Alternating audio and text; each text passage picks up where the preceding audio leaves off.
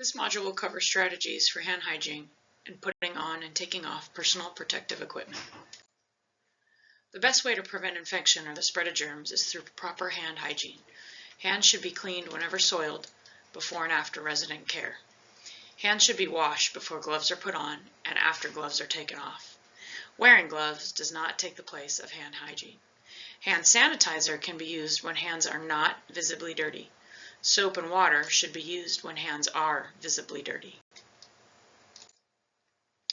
Proper hand washing involves the 5 key steps. First is wetting your hands with clean water. Second is applying soap and rubbing your hands together. Step 3 is making sure you get in between your fingertips, the back of your hands, and even your wrists. You should continue scrubbing in step 4 for 20 seconds. Next is to rinse your hands using clean water, just like in step 1. And lastly, you want to dry your hands with a clean towel or paper towel.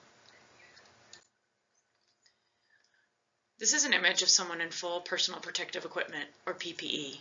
This includes hair and shoe coverings, goggles, or a shield for eye protection, a gown, and gloves.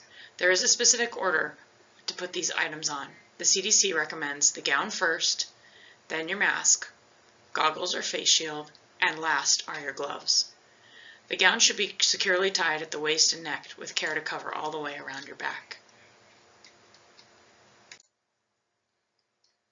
PPE is removed in alphabetical order, starting with gloves, goggles, gowns, and masks.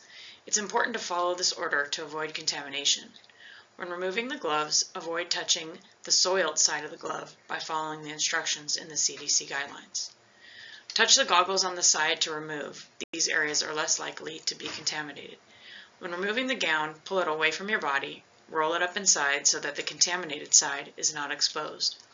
Put all PPE into a designated waste bin.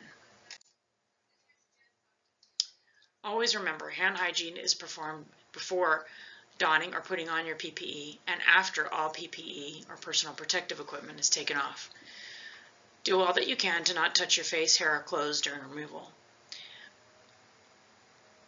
Avoid shaking your PPE as this could result in the spreading of contaminants. PPE should always be disposed in designated bins. Period.